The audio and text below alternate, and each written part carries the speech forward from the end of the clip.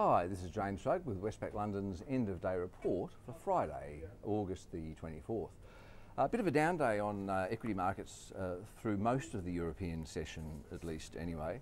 Ongoing nervousness about what's going to happen to Greece, with various German government officials talking about the possibility of Greek exit from the euro as being the best, if potentially temporary, solution to the problems involving the Greek budget funding and their request for a 2-year extension on their budget deficit reduction targets.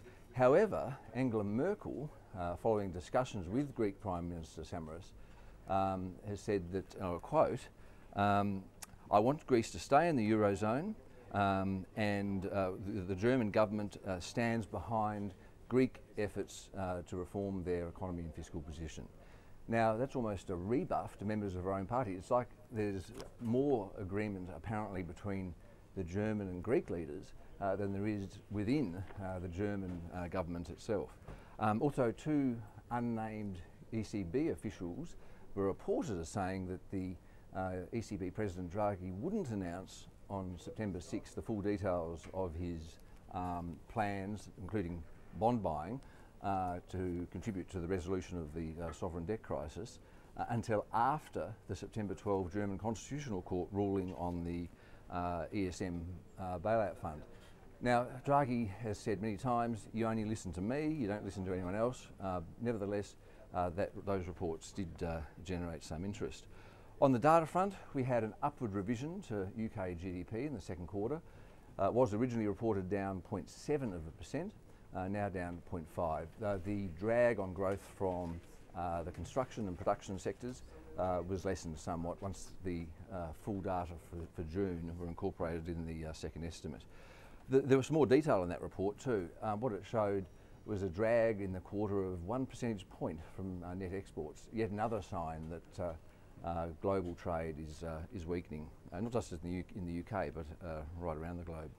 Of the third quarter, by the way, for the UK GDP should be quite positive. Bounce back from the second quarter, which was held down by the extra public holiday, plus you got the Olympics effect coming in. You could see growth of as much as 1% in the third quarter, but then another negative in the fourth quarter when the Olympics effect drops out. So the underlying story in the UK is still one pretty flat, maybe slightly negative. US durable goods orders, they rose 4% in July. But that was due to a surge in aircraft orders and also some strength on the auto side.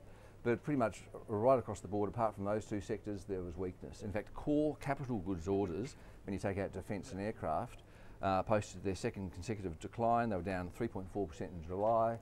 Over the last 3 months, they're running an annualised pace of decline of 9%, which suggests that business investment spending is going to weaken going forward. Shipments of core capital goods orders were flat in July as well after a couple of months of decent gains. So it looks like that orders weakness is already starting to flow through. So that was it on the economics front today. Markets, it's just after 4 o'clock in London, so we haven't quite finished the day's trading in Europe, but as we stand, the London market's down 1/3%, the French market down 2/3%, Germans are off 0.2% today, the Spanish market down 0.8% and the Italians off just more than 1%. Those losses were actually steeper early in the session, but there's been a bit of a comeback this afternoon. At the moment, the Dow is actually up 1/4%, although the broader S&P 500, as I speak, is down 0.05%. But as I say, there's a bit of a rally starting to come through as I speak. On the commodity markets, we've got copper prices down 0.4% today. Gold prices down 0.2% and oil prices up 1/3%. The oil price is $96.59 a barrel and gold's on $1,669 an ounce. And the Aussie dollar, it's at 1.0393 at the moment. It's been softening today. It's below 1.04 against the US dollar. And it's that. Well, actually, look, that's it. That's it for the week. It's a long weekend here in the UK, so there won't be a report from me on Monday. So I'm pretty much on my bike.